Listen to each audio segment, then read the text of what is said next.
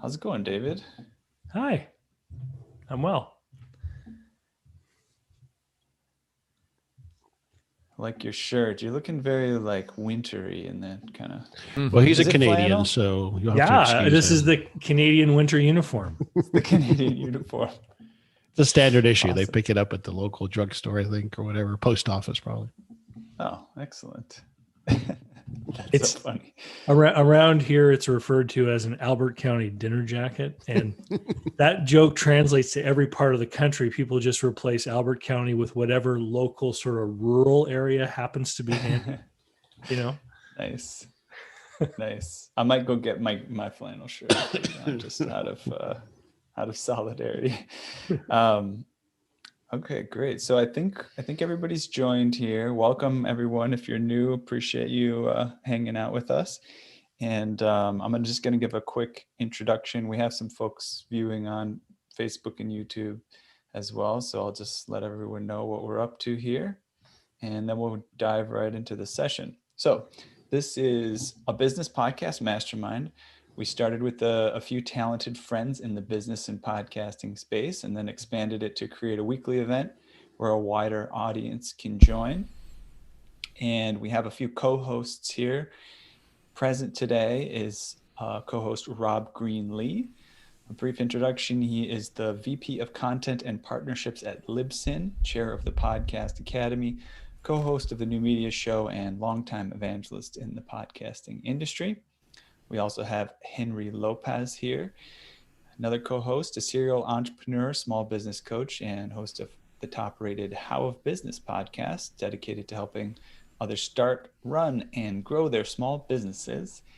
And not present now, but with us often is Vinay Koshi, host of the Predictable B2B podcast, founder of Sproutworth. He helps others achieve predictable business growth and influence through content marketing. And I am your final co-host, Ethan Janney. I'm a business and executive coach and co-host of the Run With It podcast, which invites 7+ figure entrepreneurs to share business ideas and the action steps to launch them. And what we traditionally do is each one of us co-hosts, we invite various guests on board who we think can share with you ways to grow your podcast audience or their revenue or help you in some other way. And today's guest was invited by Henry Lopez. So he'll take the reins and conduct the interview, give you an intro. We'll do a bit of a focused Q&A between the two of them for maybe a half hour, 40 minutes. Then we'll kind of move into a little bit of open question with the co-host, and then we'll move into a place where the participants on board can, you can unmute yourself, you can speak, you can raise your hand, whatever you like. All the way through this presentation, everyone can feel free to put comments in the chat. If you really feel like you have something important to say, you can unmute yourself and blurt it out. We'll tolerate that. This is really, although we have a host and a guest and an agenda, this is really guided towards the people here, who are here as participants who want to make it really valuable for you. So your questions and comments and directions on how to run things very helpful to us. So don't be shy. Okay, so I will hand it over to Henry and we'll get started. Great. Thank you, Ethan. Absolutely. Welcome, David Barnett. David, thanks for taking the time to be with us today. Oh, I always enjoy things like this. I'm happy to help out. And that's why I reached out. You and I can talk about business and podcasting all day long. And I've had the good fortune to have David on my show several times. We've done a joint venture together. We've done a webinar together.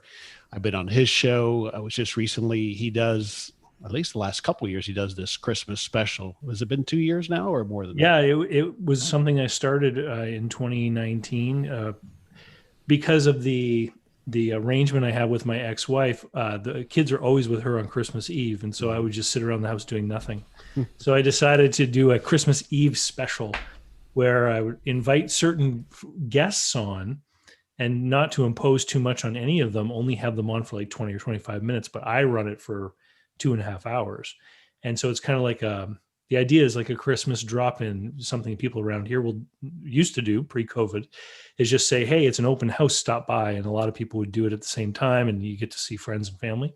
So that was the whole idea behind it. And people enjoy it. I get a lot of positive emails and comments back from people who say it's a nice thing to have access to, especially this past year where a lot of people are stuck at home with not a lot to do. They're not allowed to travel. It gives people extra content to consume. Absolutely. So, as I said, Dave is another example of a person that I met through podcasting. I've made so many connections through podcasting. Ethan is another. Rob, people that I've met through podcasting. And so, let me tell you a little bit quickly about David, and we'll get into it. David is an entrepreneur, a small business author. He's a consultant. He's an author of several books, by the way. A consultant. He's been a real estate investor and a mentor. And he's an expert in the areas of buying and selling and financing small businesses. So I look at him kind of as a lot of times as an alternative instead of going the route of a business broker. Not that there's anything wrong with that. In fact, David was a business broker. He has so much content on his site, on his YouTube channel in particular, and he shares through his podcast. The podcast is the David C. Barnett Small Business and Deal Making Show, that you really can get educated about how to buy and sell a business. He's done it before. He helps his clients do that. And so that's his area of focus. And so I've had him on the show various times, as I said, to talk about his expertise with buying and selling small businesses. The best website for him is the davidcbarnett.com, davidcbarnett.com. And as we were already joking about, he lives in New Brunswick. You're still in, right? Yep. New So Brunswick, just east of Maine. Absolutely. So you have a successful show, podcast, and you've then, as I've alluded to already, expanded beyond that into YouTube. So I want to chat about all of that. But let's just kind of set the stage. I don't remember when you first launched your show. It was in 2014, and it was the YouTube channel that started first. And I was on YouTube for a couple of years. And then I went to an event that was all about social media content marketing. And the gentleman who hosted it, his name is Dan Martell. And I don't know if any of you guys recognize that name, but he's in the software as a solution space, but he lives just a few kilometers from me. And so I've known Dan for almost 20 years. And so when he was doing this event, he was doing a lot of online content marketing. He invited me and he presented his strategy. And I realized that what I was doing for YouTube could be extended far beyond. And so that's when I created the plan that still, for the most part, is in place today. So one of the things that YouTube really likes, it will give your channel an increasing level of authority, is if you are a regular releaser of new video content. And so if Henry were to put out the world's best video on buying and selling a business today, and I did a terrible video on buying and selling a business today, my video would probably outrank Henry's in the search results because my channel is authoritative on that topic, where Henry's new channel doesn't have a lot of weight behind it on those topic areas. And so I started to release a video every week. And what I do today is I release a video on Wednesday morning, and then I take the audio from that video, and that's what's released as the podcast. I see. And then I go and I put it on my blog as an embedded video, and I put it on LinkedIn with an embedded video, and I put it on medium.com. And I have an email that goes out to my email list where through MailChimp, where the video is in there too. That populates out to Twitter and Facebook and Instagram. And so all the different places where people are who want to consume my stuff, it's the same stuff. It's just sent to them in all different ways. And what's interesting is that there are two flavors of video that I will make. I make the sort of tutorial video where I talk for 7 to 15 minutes, where I address the camera. Sometimes I use a whiteboard behind me where I, write out numbers or illustrate things. And so that's one kind of video. And the other kind of video is an interview video where I might talk to someone like Henry, and we're talking about a certain topic. And what's interesting is that I can see in the numbers that when I have a long video, like an hour-long conversation, on YouTube, the views will drop off quite quickly, but the podcast stats for that particular episode could be double or triple the normal listenership stats for the podcast channel. So because what Dan revealed during his presentation that I've witnessed is that people want to be able to consume the content in the way that they find the most comfortable. So if they see it's a video of just me and having a conversation with someone, they don't need to watch it, right? And if they know that they can get that same content through their podcast player on their phone, then they'll just go and find it when they're driving in their car. And they'll how long is your typical interview episode then? So normally they're like 25 to 35 minutes, the interview ones, but I have had a few that have been an hour long. Okay. In the lead up, we talked about my Christmas special, but in the lead up to Christmas, I do something else called my holiday chat promotion. The holiday chat promotion is designed to get people to subscribe to my email list. And so if I were to do an hour-long consultation with a client, I would normally charge them $200 for that. For the holiday chat, what I do is I advertise the fact that I will do them for 66% off. So for $69, someone can do one, but they're recorded and they will ultimately be released as podcasts. That's the catch. And so people can attend them anonymously if they wish, and some people do. And so this year I had 9 people sign up. I always make 12 available, like the 12 days of Christmas is kind of the idea. And the whole idea is that I don't have to do as much work between Christmas and New Year's. And so on Christmas Day, I send out an email with links to the first interview, the first consulting call. And then on the next day, I do call number 2, call number 3, et cetera, all the way out to 9. So it took us to January the 2nd this year. And those will eventually be released as public podcasts in the summer. Because what I'll do in the summer is I'll say, hey, it's the lazy days of summer. You guys are spending time on the beach. Every Friday over the course of summer, I'm going to release one of these. But if people want them right away, they have to be on my email list. Okay. And so what's interesting is that one of my big monetization offerings is my Business Buyer Adventure Group coaching program. And the enrollment for that starts at $539 or $537 a quarter. And then there's another tier, which is $837 a quarter, and another tier, which is $2,500 a quarter. So I had 4 new people join in the last few weeks. And all 4 of them told me that they loved all of the holiday chat calls. Well, call number 9 only has 33 plays right now. Okay. And so what is typical with these things is that the first one will get a few hundred. Right. The second one they'll get progressively lower as people fall behind. You can't release an hour of content a day and have people keep up on everything unless they're very, very interested people. Right. And then they will. And so one of the things that I have always held near and dear to my heart is that there's a lot of numbers that you can get involved with when you're in this game. You can see your subscribers, you can see your plays, you can see all of this stuff.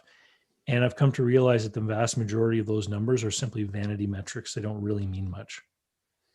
It's if you're delivering something that the person who is your ideal client wants to consume, they're going to find you, they're going to consume it, and then they're going to follow through eventually with, in my case, it's through online education or one-on-one consulting or the group coaching program are kind of the 3 ways that I end up with money in my pocket from from what I do.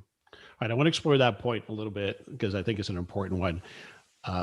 Let me start with this way. What do you just hit on it, but what do you think makes for a good show, and for that matter, a good episode of a podcast we're talking about now? It's imagining who my listener is. And I actually have 3 avatars. And so the 3 of them are, number 1, the professional person who has business management skills or sales skills, and they're in some kind of job that they don't like. And I always imagine them as 40 years old with a very handsome beard. Right. So yeah. I'm thinking about a person that we all might recognize, right? My second avatar is somebody who is a newcomer to the West. So someone who's moved to North America or the UK or Australia from some other country, and they have a limitation on their professional credentials. So maybe they were an engineer in Vietnam and now they can't be an engineer because their credentials aren't recognized. This is a huge group of people who would buy a business. And then my third avatar is sort of that gray-haired guy who built up a business over 30, 40 years, who's now approaching retirement. And those three people are listening to my show, two of them because they're curious about how people buy businesses, and one of them because they want to learn more about what they can expect if they try to sell, or even if that's an option for them. You're dealing with the challenge that I have as well. I have two avatars in mind. That same professional, he's not as good looking as you, but nonetheless, he's in the corporate world, Yeah. and the existing small business buyer. And so sometimes I'm challenged with, who am I speaking to? How do you delineate that in your content effectively? As long as I know that one of those three people will be interested in it, then I run with it, because the other two are going to want to eavesdrop. It's an interesting conversation for them. Mm-hmm. What business buyers are interested in learning about selling businesses. Business sellers are not necessarily interested in learning about buying them, although they eventually do come to be interested in it. Sure. And here's why, is that people who own a business today that are thinking about selling it, most of them have come in through the startup entrepreneur path. They started the business. Mm-hmm.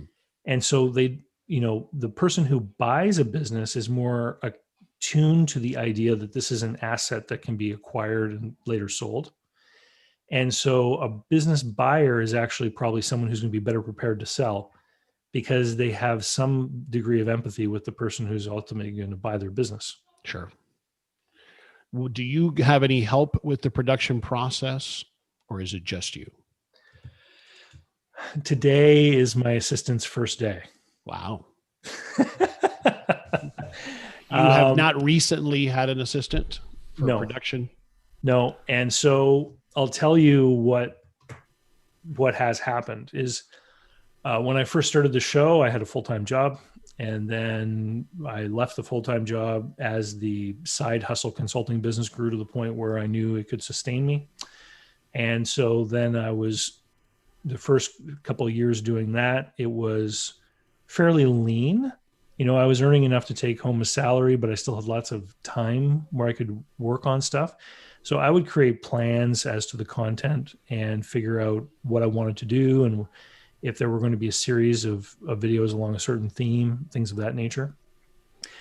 And as I become busier and busier, there's been less time for me to continue to do that kind of planning. So I'm embarrassed to say that for the last few months, like, I have to release a video on Wednesday. That's 2 days away. There isn't one recorded.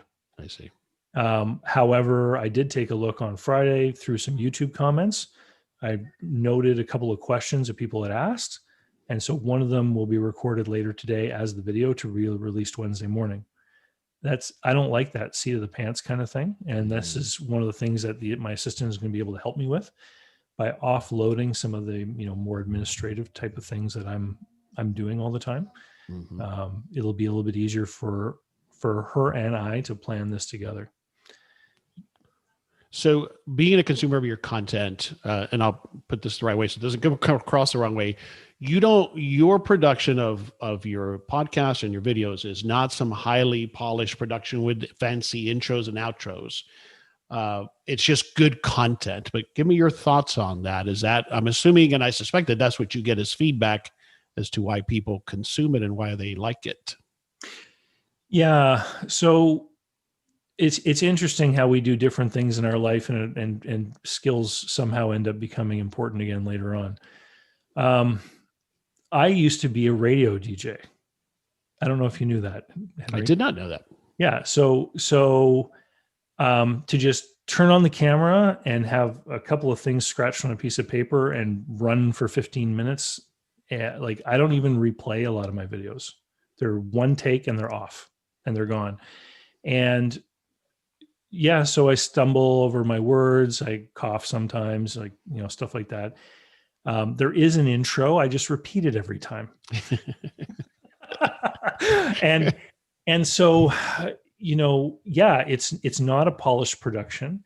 It is, some people would use the word authentic. I want to give people the impression, and I think it truly is an impression, that they're, like what it would be like to have a conversation with me. Mm-hmm. A lot of people, when I first talk with them on a consulting engagement or something, they say to me, wow, I've been watching so many of your videos. I feel like I've already, been speaking to you before, or something like that. And so I record them. I do at a minimum like to plan out what I'm going to be talking about a few days before, so that my subconscious can have some time to think about it. So I went for a long snowshoeing trek yesterday, thinking about the question that I'm going to be answering this Wednesday. And so, later today, I'm going to sketch out a few bullet points, and then I'll be ready to record. I think it's such a great lesson. I mean, for me, I've learned a lot from you in that regard, because as a lot of people, hide behind that, right? Because we're afraid of how we're going to look, or how it's going to sound, or it needs to be perfect, or get rid of all the crutch words and crutch sounds. But at the end of the day, and Rob talks about this a lot, I'm sure he'll jump here in a little bit, that authenticity, people connect, because in this medium, you're trying to have that conversation, albeit one way in this regard, but it's still, we're trying to make it feel like a conversation and be as genuine as possible, right? Well, and there was a very big podcaster that I used to listen to quite frequently, who has millions of downloads. And in one episode, he just made an offhanded comment. He does edit his podcasts, but he made an offhanded comment that for a couple months, he put the effort into removing every popping of every P and every, and ah and everything. And he couldn't see a difference in his stats. And so he just stopped doing that.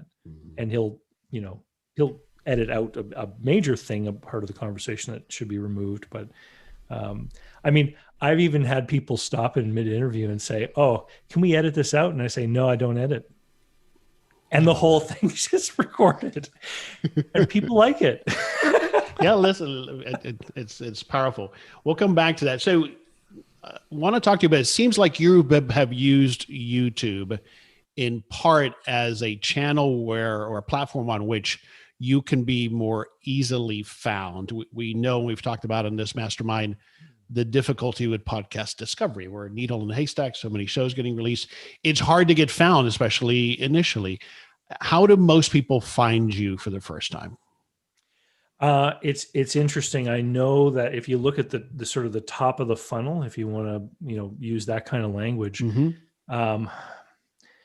when I first drew that funnel over 5 years ago, on the very top, I had YouTube, and because YouTube is owned by Google, there's a close association there. And the other, so YouTube is definitely number one, and Google searching. If you Google search the right terms, you're going to end up with one of my videos as a result. So it's kind of part and parcel there.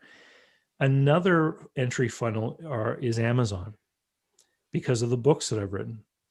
So one of the there are a lot of people out there who have grown up that you gain new knowledge through a book on the topic. And there are people out there that use Amazon.com like a search engine. They say, I want to learn about this, and they go looking for a book on it.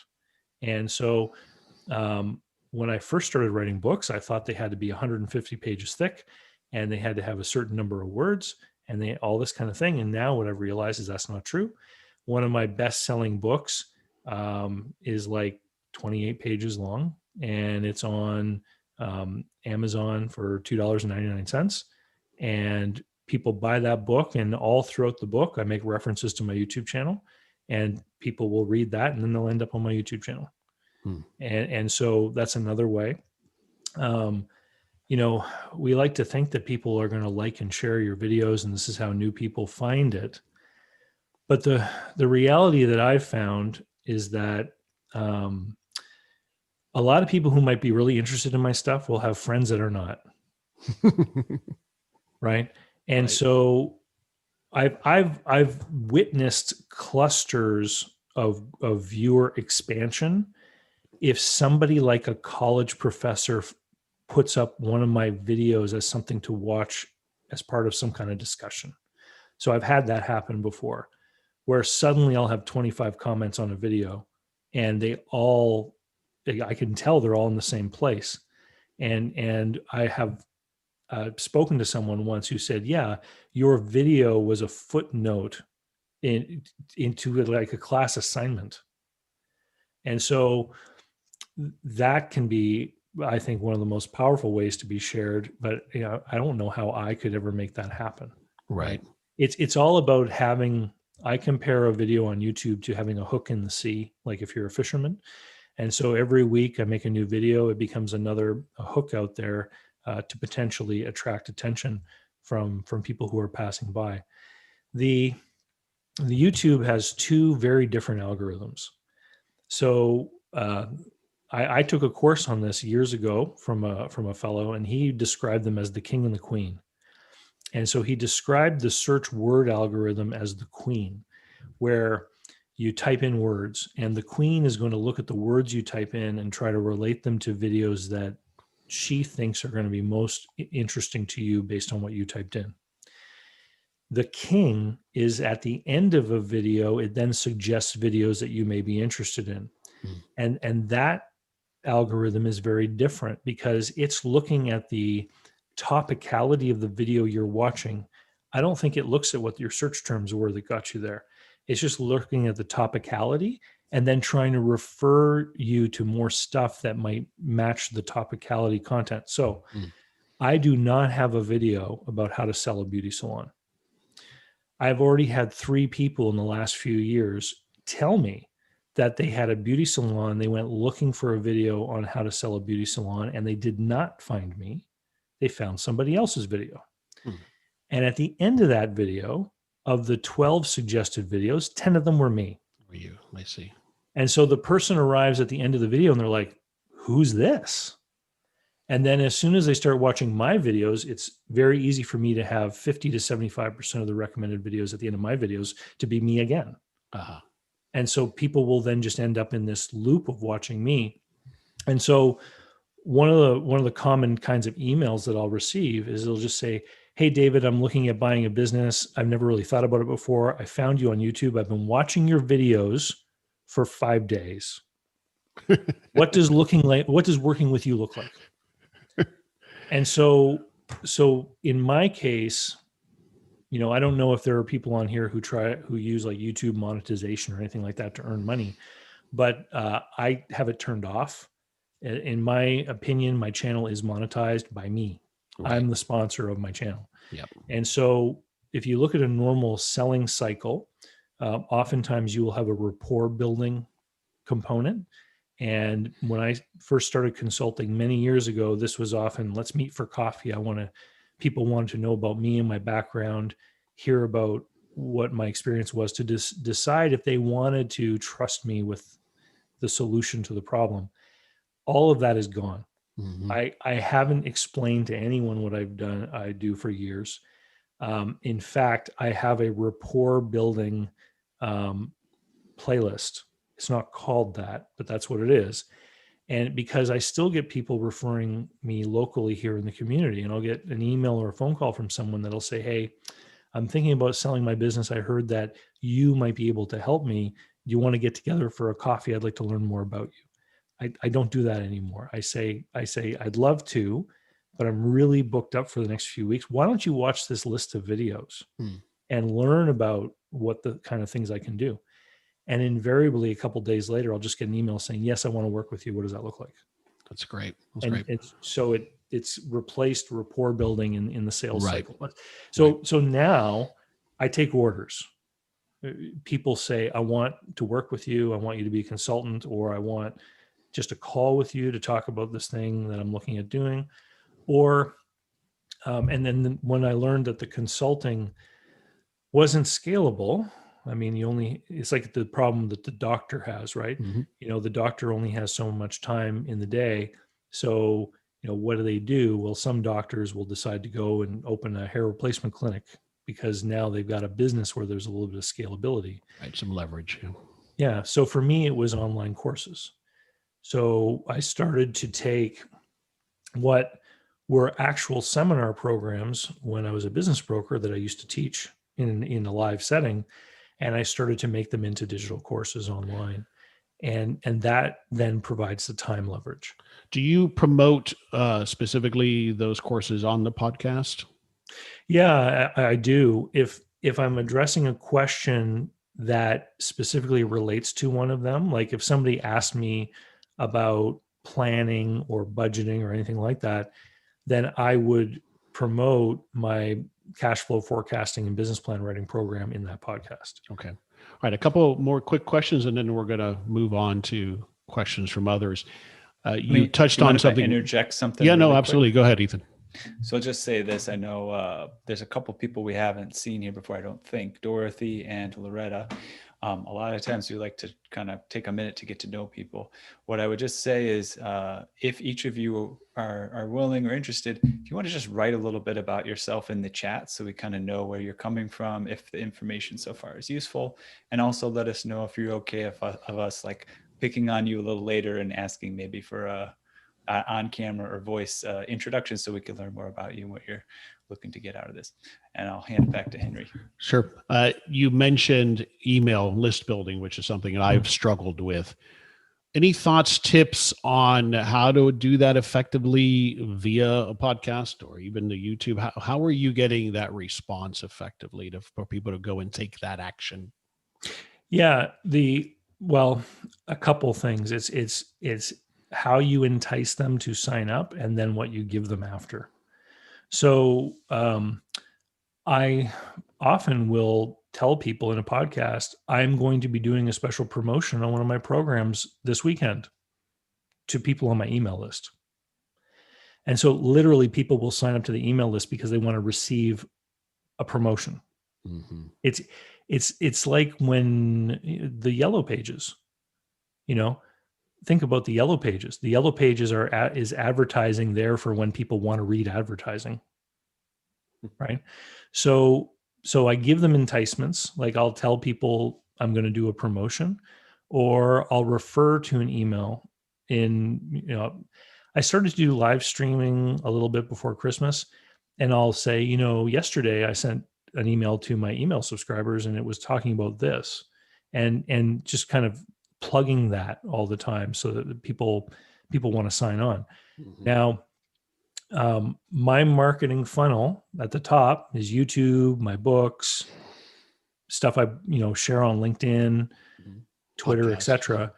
As you get down the funnel, the next stage is the email list, and the email list is not to sell. The email list is to build a relationship. So I send an email every day. And you send an email daily? Every day I send an email. How long is it typically? Does it vary? It just depends on what you got on your mind or what you're promoting or what you're sharing, rather? Well, the one I wrote for tomorrow is 390 words. And some of them can be almost 1,000 and some of them are short as a couple hundred. And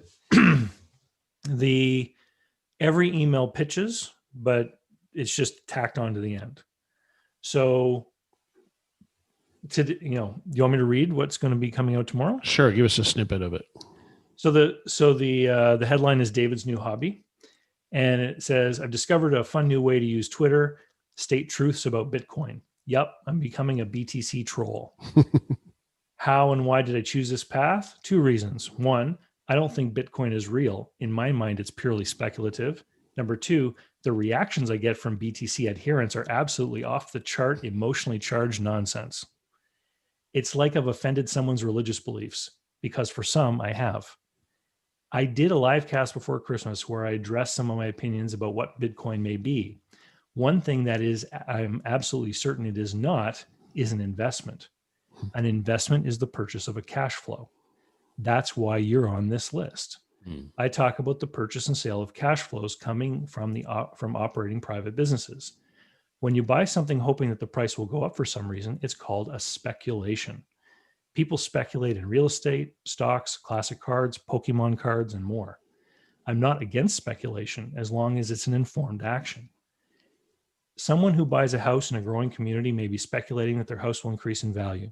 We all know that if the major employer in town closes and people start to leave, the house price could go down. So when I see people on Twitter ask questions or make statements about investing in Bitcoin, I just reply that it's not an investment, it's a speculation. And some people go literally insane. Why? Because they want this to be their lottery ticket to fantastic wealth. They really, really, really, really, really want it. How long did it take you to write it? 10 minutes. Yeah, so it goes on for a few more lines, but the point is, at the end of this email, I just put that once people buy Bitcoin, they then become promoters because they need more people to want to buy it at a higher price. And I put, that's the rant. I don't own it anymore. But if you want to learn more about investing in privately controlled businesses, go visit businessbuyeradvantage.com, which is where my Business Buyer course is. Mm-hmm. And so this email is not like a regular commercial email you would get from Staples advertising specials on, chairs or whatever they want to advertise. This is about an insight I have about everyday life, and it helps people get to know about me and my perspectives and my points of view. And it helps them get to know who I am as a person, because we buy from people we know, like, and trust. Mm-hmm. So Ethan, you have a question? Yeah, I was just curious if I wanted to cut in. Actually, a bunch of stuff we probably don't have time for, but one thing, I'm curious if you might change your subject line to include the word Bitcoin, because I'm noticing that, what you're doing is you're capitalizing on a trend that people might already be paying attention to, talking about it, and then pivoting into, what your general topic is. So the name of the email, the headline of the email is not the subject line. So the subject line that I ended up choosing for this is how to start a fire with Bitcoin. There you go. Okay. And then the preview is, no, it's not a joke about bit matches. Okay. Perfect. Got it.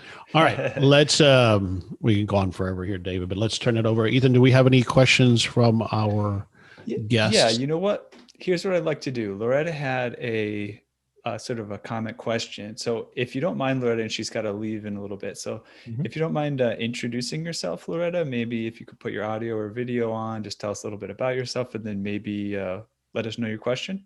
Does that sound good? Sure. I'm sorry, I don't have the camera on. I don't have a camera attached to this computer. No worries. I'm from California. I just began a podcast, literally just published 2 episodes, done everything from start to finish, everything from writing the scripts to editing to publishing. I have a business partner, but it falls all on me because I sort of am the content owner for everything. I have the access for everything. So I'm finding that it's a lot more work than I thought it would be. And I don't have so much time for social media advertising. Like, I'll push out a few things, and the podcast is specific to the social work community here in California. So I know by doing that's going to be a very limited audience, although the connections in this community are great and vast. And it will, I believe it will expand to social workers worldwide, not just in California, because the content that we have will be applicable to everybody. Also to my quandary is how to monetize to the immediate community and then also beyond. Because really what I'm doing is, first of all, I like what you said, David, about the consultations and charging for those. One thing that we're trying to implement in distinguishing ourselves between us and other podcasts of this nature is to do live consultations with ethical concerns that people may have.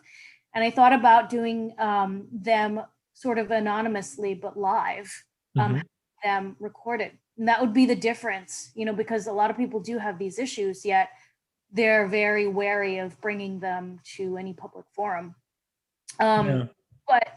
And in the meantime, while we're waiting for people to sign up for consultations, we're interviewing very interesting people in our community.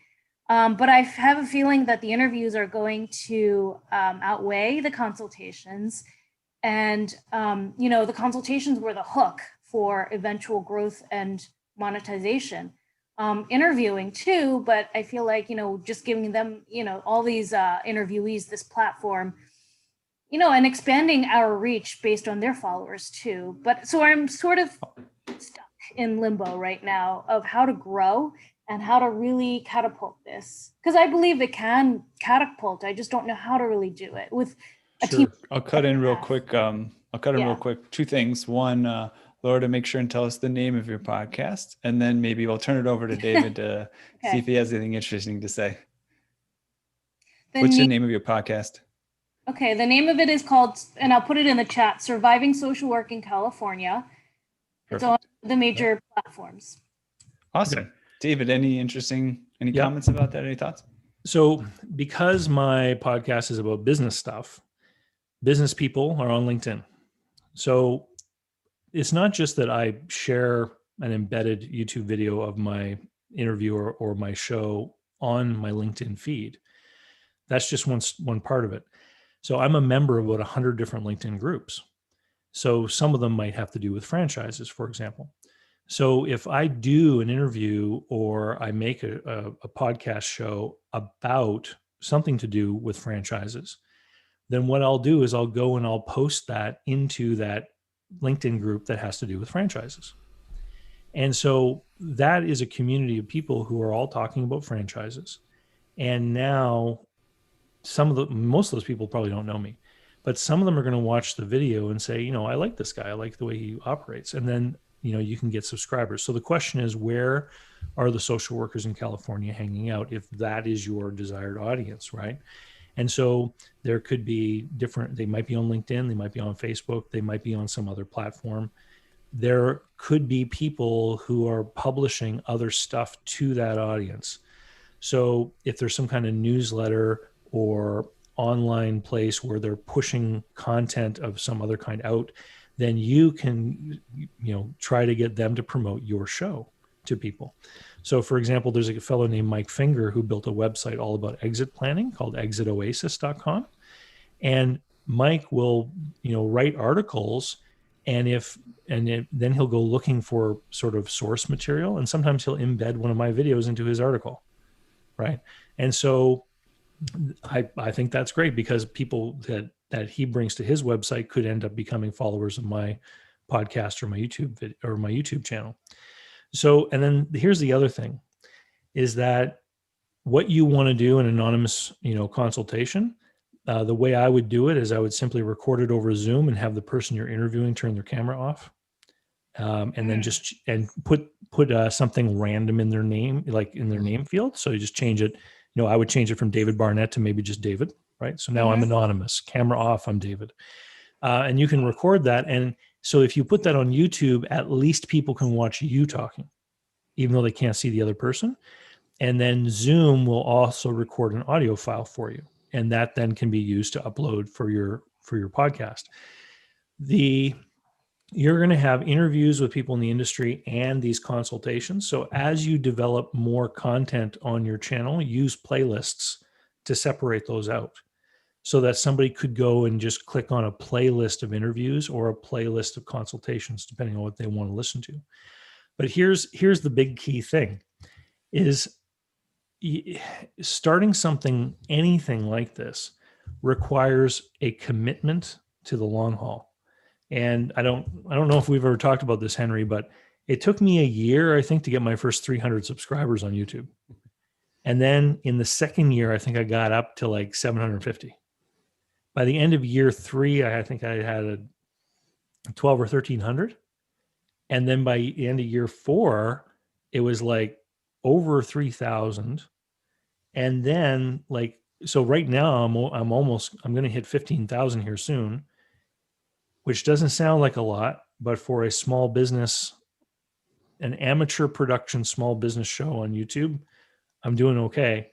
But 80% of the people who are currently subscribed have subscribed in the last 18 months. Yeah. Yeah, that's a huge takeaway. And Loretta, I encourage you to join us. She may have left already. And join us next week, because immediately what I heard also is, I can tell she's spending way too much time on one episode, right? And so I can already sense she's gonna fade out before she gets there, because it's a long haul game. And Rob talks about this all the time. That's the key to it. Yeah. Yeah, Thanks. I'm still here. Hey, Loretta. Yeah. So join us next week, because we'll debrief on a lot of this if you can. But from what I heard briefly, and I mentioned this as you were listening, and the comment I made about David's content, he doesn't spend a lot of time producing it. Now, listen, I'm different than he is. I put together an outline for my episodes, but if it's taking too much time, you're going to end up having to stop doing it because it won't make any sense, right?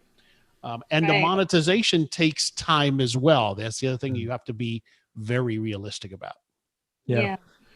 I had a comment too, if you had a couple more minutes on Loretta. I was thinking about your reference to surviving social work in California. I wanted to ask you why you were specifically targeting California. Was there some particular benefit that you were thinking that you would derive out of focusing on California versus making that show more, national by not targeting it to California? Well, yes. The community that I interface with, that I'm hearing a lot of people struggling, is California. Quite honestly, our markets are expensive to live in, especially LA and San Francisco. As a social work beginning, a new social worker, it's difficult. And I had that experience myself starting out about, 15 years ago. And so I thought I would use that experience to talk to the people of today who are going through the same thing as me. Okay. And then one new strategy you might try, I don't know if you're familiar with a new platform called Clubhouse. I've heard of it. Your topic would probably do fairly well over in that platform. And what I'm finding is I've been on that platform about a month now. It's aggregating huge numbers of people right now. And you can have a session in there that has a couple hundred people in there easy these days. Talking about this topic, and it might be a good avenue for you to cross promote your podcast to that particular community. It's a very diverse community of people from all walks of life, gender, races, the whole gamut. So it might be a real interesting place for you to raise a topic over there. Treat it, like a discussion around a particular, surviving social work. And what you might find is a lot of people joining in with you, and you can start building community around that. Oh, thank you. Yeah, that's a great idea. I've heard of it. I never knew what it was, Clubhouse. Yep. So I'll look into it. Yeah, it's actually a social audio networking platform. So think of Facebook, but this is all live spoken audio. So people are going in, creating live discussion shows of sorts, and hundreds of people are jumping in there. You can bring guests or speakers up on stage to share the stage with you, talking to hundreds of people in there. I'm actually doing 3 sessions this week on the platform, and I did a couple last week, and a couple of them had like 300 people in there at the same time. Not everybody's talking, but most sessions will have between 5 and 15 people that are up on stage talking about various topics, and then you'll bring people from the audience up to ask questions. So in a lot of ways, it's like a panel at a conference, where your audience comes up and asks questions, but the audience can join in on the panel too. So that's the dynamic. So it's kind of a fast growing platform right now that can make you maybe stand out a little bit. Is it paid or? No, it's all free. It's all free. Oh, wow. Okay. All free. You just got to get an invite to get in. It's invite only. Yeah. So you gotta. Yeah. All right, Ethan, any other questions? I don't see any other in the chat, but what about? Well, can I address Loretta did say something about monetization. Yeah, go ahead. Right. Go ahead. There are people out there on YouTube that are earning a lot of money. Typically they're people who play video games or teach young women how to apply makeup. They get millions of views, right? And so fractions of pennies from advertisements add up for those people. But for most of us, that's never going to be a real avenue. I know somebody who's got 100,000 subscribers who is earning like $1,000 a month, and they're in the business category, which is the highest CPM rate. So being a media play where you're just going to earn money through the advertising methods that YouTube or other platforms have in place, I don't think that's a viable strategy. I think you have to think about, how am I going to make money from this audience? And so you think about the audience and you think about what the audience wants. And so my audience are people who are interested in small business, and they're interested in deal making, buying and selling businesses. And so the and so things like my online courses address directly those needs, because I've got a course about buying businesses, I have a course about selling businesses, I've got my financial forecasting and business plan writing program, I have a small business systems course, and I have a local investing course on how to make investments in other people's small businesses. And so between those 5 programs, I've kind of got the different angles covered around this event, this purchase or sale of a small business. And so all my conversations happen around that, and it gathers an audience of people that are interested in that topic. And if they really want to learn more, then they can buy one of those things, or they can hire me if they want to do consulting. And so I really just think about the YouTube channel and the podcast as a marketing platform for me, in much the same way that if you think about a mid-sized city who might have, one of those junior level professional ball teams, right? And it's a business, but it's not a big business. No one's going to make millions of dollars owning the ball club, right? Well, who ends up owning that is like a local car dealer. Why? Because he can turn the whole baseball game into a giant advertisement for his car dealership, right? And so the monetization is not the baseball game. The monetization is over at the dealer lot. It's driving those thousands of people who go to watch the ball game over to go over there next time they need to buy a new car. And so, with respect to social workers, for example, what eventually can you do with this audience that could end up putting money in your pocket? So maybe post-COVID, maybe you have an annual conference or something that is for this industry that is of interest to the people who are in your audience. Maybe that's how you monetize it. There's a woman, Marie Forleo, who does like an online business school, and she only admits people, I think, once a year. So she makes it kind of a special thing to create limited, the perception of limited supply and demand. She does it that way. Maybe it's some kind of training, maybe it's some kind of certification, or maybe it's some kind of mastermind program for people who are in that social service industry, right? And so you can think about, what are these people going to want? What problems do they have? Are they willing to pay to solve that problem? What kind of money are they willing to pay? And so this is where you can think about paid communities, where people can have a greater cohesive community, where people can make friends with each other all around the topic content. Or you could have a course like what I do, or you could have it leading to more clients for you. So I know a couple of business brokers that have podcasts where they talk about getting your business ready to sell, with the sole purpose being that when their only avatar is business owners who want to sell at some point, so that when people decide I want to sell now, that they're going to call that business broker. So it's the audience. What does the audience want?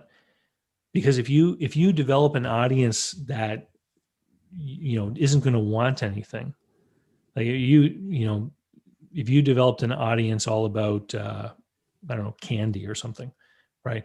Like, what do you do to monetize that? The people can get candy anywhere, right? And so this is the kind of thing you think about when you're making your plan. David, since we're just about at the top of the hour, tell us where you want us to go to find out more, and then we'll continue to take a few questions here if you're able. Yeah, davidcbarnett.com is it's my blog site. And from there, everything is on there. So you can see blog posts with the embedded videos. The new one goes up every Wednesday. And then you can go in and find the YouTube channel from there. Along the left-hand side, I have a couple of badges, like, find me on SoundCloud, or follow me on Apple. What do they call it now? Apple Podcast now, I think they call it. Well, and so, and then the Google and Amazon now. For a while there, it was difficult to keep up with all the different platforms. People would email me and say, "How come your podcast isn't on this platform?" And I would reply back, "Because I didn't know it existed, and I need to go put my RSS feed in there, I guess." And then I would, go launch that other one. So Great. Are you able to stay with us another couple minutes? Yeah. All right. Ethan, I'll turn it back over to you. I think Mark had a question. You might have questions. Yeah, let's pop it over to Mark's question for a minute. And I said, Dorothy, we might not have time to meet you on audio, but if you want to let us know if you have a name of your podcast, we can check it out at least. It sounds like you're getting started. Congratulations. We hope to be here to help you with that as you grow. So Mark had a question. David, what do you think is the best place for lead generation? He gave a few options: LinkedIn, website, webinar. Yeah, I suppose just to sort of pad out a little bit. So I'm in a kind of similar market. I'm looking to help coach people that are starting businesses, and their sort of drive to start from a side hustle into a business, into something larger, and I'm spending quite a lot of time on LinkedIn, regularly posting twice a day, and then sometimes doing some general stuff if I've got some more spur of the moment stuff. Looking to do a webinar quite soon about my product and a little bit about starting their own business. But it was just when you were talking earlier on, it was interesting because you were talking very heavily about your website is important. LinkedIn and the LinkedIn groups is really important. And also you do webinars and online courses. So what for you, you might say all three, but what for you is the most important to be actual generate leads? So it's important to think about the journey that the clients are taking. Okay. So I don't use any platform for lead generation. Okay. The only source of lead generation I have is my show, either the podcast or the YouTube channel. So think about it this way.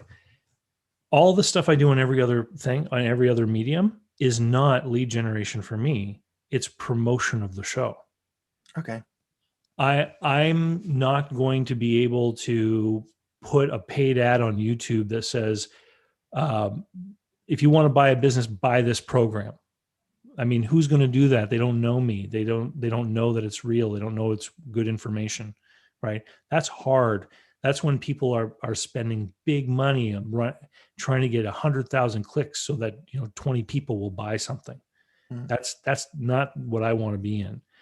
I want to say to people, like for your audience, hey, do you have a side hustle you want to make full time?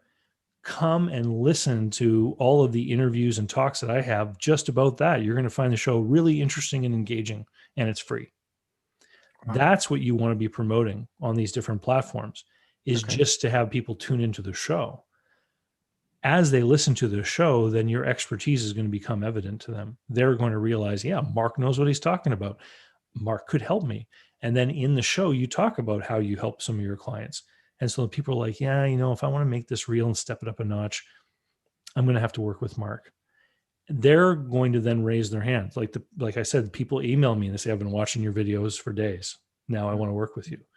That it's all about using the platform so that you can educate people that you're the expert and you know what you're doing, and talk to them about how they can work with you. So, in Henry's podcast, for example, he talks about how he works with people as a coach. And so people who are listeners to his show know that service is available from him. Okay. Thank you. That was a quick thing from Dorothy. She said her question was, she has a podcast focused on mindset and business. And she was curious what would be a better, see you later, Mark, would be a better category for her listing. She thought spirituality, she thought business. I thought business is a good category, although she said she's kind of focused on mindset. I'm not an expert on this, but. So if somebody is going to want to learn about having a better mindset in their business, I don't think they're going to be looking in the spirituality categories. Right. They're going to start in business, and they're going to look for some subcategory of business that has to do with attitude, mindset, that kind of thing. Yeah, I agree. Cool. Let's see if there's, I mean, we don't need to go over too much, and people are Right. starting to sign off. So anything else that we feel like we need to cover before we part? No, I'd like to end up just with one final question, David. What do you see next for 2021 for the podcasts? Where do you see it going? So briefly, is there anything that you're going to be doing differently this year as far as the podcast goes? No, I just hope to have my subjects and content better organized. Now And that you're I'm getting working, an assistant, so that's huge too, right? yeah, and what I have been doing is working. It's growing. The audience is growing. The number of clients is growing. I'm getting busier and busier. Revenues. To me, the only real metric that really matters is revenue, is sales, Right. is money coming in, and it's playing out for me. So this has certainly been a success. I'd like to do more. There was a comment in the that I saw briefly. I didn't stop to address it, but it was talking about at what point do you step up your production values and become, more polished and stuff like that. It's a great question. Here's the issue is I think it comes down to who is your audience. So in my field, I work with people who want to buy a business, and they go looking online for information about how to buy a business. And if you go looking for information on how to buy a business, you'll come across me, because I've been one of the first people talking consistently about that. There is another group of people out there and there's about a dozen of them, who are using the notion of buying a business in a very different way. So you might see this in Instagram or on YouTube commercials where someone will say, hey, did you know there's a great opportunity in buying businesses? And what these guys are doing is they're trying to address a market of people who have money concerns. Mm-hmm. And they're trying to introduce the idea of buying a business to people who've never thought about it before. And they're trying to sell these people on the idea that if they learn a certain methodology of buying a business, they can somehow end up with something of high value without committing much of their own, if only they pay for this course for a couple $1,000s. Those people have very high production values because they're trying to be sharp and flashy and impressive with what people see on the screen, because they're not really doing the relationship thing. They're trying to do the flashy quick sale. And, I get comments on my videos all the time where people will say, I saw one of these other guys. It made me curious. I didn't buy their thing, but I started to look online for information on this topic. And then I found you, and oh my God, I'm so glad I did. Right. And so, I think if you're addressing a mass market, if I was trying to sell a new kind of hubcap polish, man, I would have some flashy cars and some attractive ladies and and I would hire someone out of film school or whatever that knew what they were doing. And I would make it look like, hey, you got an expensive car, and if you want it to shine on its hubcaps, this is the product for you, because clearly we're pros. I think that would be very important because you're trying to address this mass market. I'm trying to have a conversation with a few thousand people who have an interest in buying and selling businesses. And I'm trying to show them that I know what I'm talking about, so that if they're going to do a deal, it would be akin to buying insurance to spend some money hiring me to help them through the deal. Yeah. Right. I agree. I don't see you changing that part of it. But David, thanks for taking the time to be with us today. And I'll let Ethan close it up, but I appreciate you taking the time and sharing a lot of huge takeaways. Next week, what we do in this format is next week, we debrief on the conversation that we had with you, and we've got lots to talk about. All right. Well, if there's any great innovative ideas, make sure you pass them back along. I will. All right. Thank you so much, gentlemen and ladies who were on here as well. And we'll talk to you later. Thank you, David. Thanks a lot, David. Really appreciate it. Bye-bye.